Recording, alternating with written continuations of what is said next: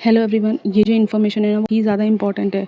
हो सकता है कि कल को आपके बच्चे, अगर आप पेपर दें किसी का भी, नीट का, जेई का, किसी भी कॉम्पिटिटिव एग्ज़ाम्स का, जो कि इतने टफ़ होते हैं क्लियर करने में, कई कई को तो 6-7 ड्रॉप लग जाते हैं बच्चों को क्लियर करने में, जर्नल होने की वजह से।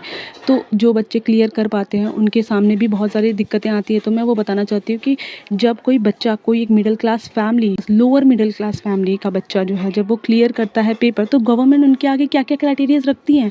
मतलब गवर्नमेंट चाहती ही हैं कि वो बच्चा आगे बढ़े ही ना, अपने फ्यूचर को, अपने अपने फ्यूचर के लोगों को आगे अच्छी फ्यूचर दे ही ना पाए। क्यों? क्योंकि पता है इन्होंने क्या किया है? पहले तो एक तो जर्नल, मतलब कि जर्नल, मतलब ये समझ लेते हैं कि सारे अमीर है, जर्नल में जितने भी लोग हैं सब अमीर है, सिर्फ हमारे सरनेम होने की वजह से सब अमीर है। दूसरी बात ये कि इनको चाहिए, जैसे कि इन्होंने बनाया ईडब्ल्यूएस। अब ईडब्ल्यूएस में इन्होंने क्राइटेरिया रखी है, मुझे नहीं पता, बहुत सारे मैंने केसेस सुने भी हैं कि जो कि फेक होते हैं, बट है ना, वो ईडब्ल्यूएस का फ़ायदा ले लेते हैं। तो मुझे ऐसा लगता था कि छोड़ो ना, क्या ही फ़र्क पड़ता है, जिसका फ़ायदा हो रहा है उसका सही। लेकिन अब मुझे पता चला जो एक्चुअल हकदार है उसको नहीं मिल रहा है। भाई मैं एक्चुअल हकदार हूँ, मैं वीकर सेक्शन में आती हूँ, मेरी ईयरली इनकम मेरी फैमिली की 8 लाख के अंदर है, मेरे पास उतने लैंड भी नहीं जितनी ये करते हैं महाराष्ट्र में, मेरे पास महाराष्ट्र का डोमिसाइल है, मैं बचपन से महाराष्ट्र में रह रही हूँ, मुझे मराठी आती है। But it doesn't matter, what matter is कि मेरे पास 1967 का एक लिविंग सर्टिफिकेट होना चाहिए, तब जाके मुझे ईडब्ल्यूएस मिलेगा, तब जाके मुझे उसके बेनिफिट मिलेंगे। मैंने कितने साल मेहनत की है डजेंट मैटर, मैंने कितना मेरे मार्क्स आ चुके डजेंट मैटर। 60-70 साल के पहले का डॉक्यूमेंट होना चाहिए आपके पास। तो मैं गवर्नमेंट से ये पूछना चाहती हूँ कि ये 67 लगाने का क्या लॉजिक है? क्या आप चाहते नहीं हो कि हमें मिल जाए, या आप सोचते हो कि उस टाइम का, मतलब आज़ादी के 20 साल बाद, अभी से 60 साल पहले का डॉक्यूमेंट हमारे पास होना चाहिए? मतलब मेरे दादाजी का लिविंग सर्टिफिकेट या फिर मेरे डैडी का बर्थ सर्टिफिकेट, जब मेरे डैडी ही 1980 में पैदा हुए हैं, तो फिर मैं 67 का कहाँ से लाऊं?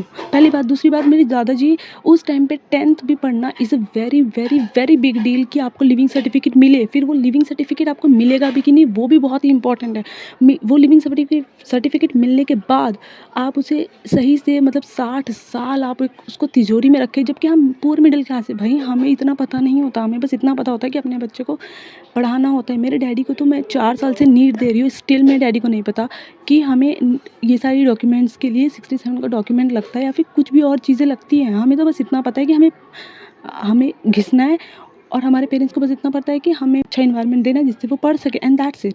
तो मैं इस पे चाहती हूँ कि गवर्नमेंट अपना टेक ऑन करे कि वो ईडब्ल्यूएस के लिए हमारे लिए क्या करना चाहते हैं। अभी मेरी जो कॉलेज है ना, सेकेंड राउंड में मेरी सीट आ चुकी थी, पर इसीलिए नहीं ले पाई हूँ मैं, क्योंकि मैं ईडब्ल्यूएस मेरे पास है नहीं। मेरे पास क्या ऑप्शन है?